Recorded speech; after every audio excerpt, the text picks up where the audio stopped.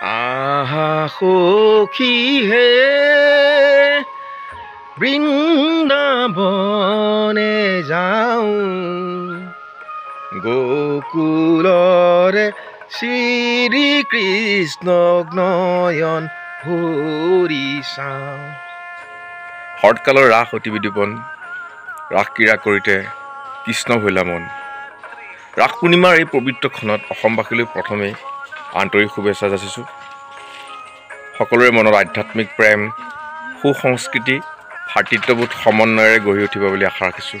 জীপাল প্ৰতিটো আউসী ৰাতিৰ সন্ধ্যা শেষত নয়ন ৰূপেৰে ডেকা বৃদ্ধ আবাল বৃদ্ধ বনিতাই সাজু হৈছে আজি জোনাক পূৰ্ণিমাৰ ৰাতিত ৰাস ৰাস বন্দনাৰে।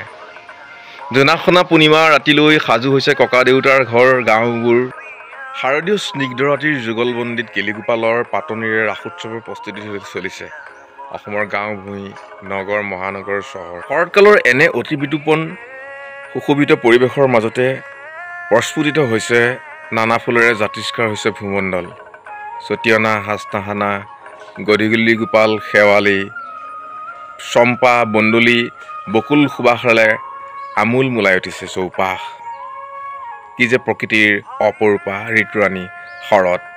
মাধৱৰ আলাপত শৰৎকালত পূজা সমস্তে কৰয়, পূৰ্বসন্তে ইটো বিধি নিয়ম আছয়। এক অনন্য অনুভূতি আবিৰ্ভাৱ হয় এই শৰৎকালত। শৰতে মুতলীয়া কৰে বৃন্দাবনৰূপী পৃথিৱীক। কৃষ্ণ ৰাধাৰ প্ৰেম বন্দনাত মচগল গাঁও ভূঞি চহৰ মহানগৰ ঘৰ নামঘৰ। শাৰদীয় বৰ্ণিল মহোৎসৱ কৃষ্ণ ৰাধাৰ ৰাসলীলা ক্ষেত্ৰত পৰিণত গাঁওবোৰ।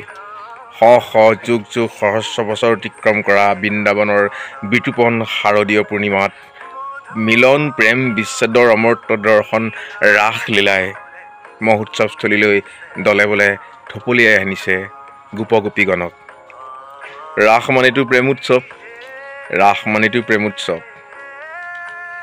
মুকুন্দ মুৰলীৰ সুৰৰ লয়লাসেৰে কৃষ্ণৰ নিপুতল শ্যামল বৰণৰ ভিন্নৰূপী ৰাধাৰ আকুল বন্দনা।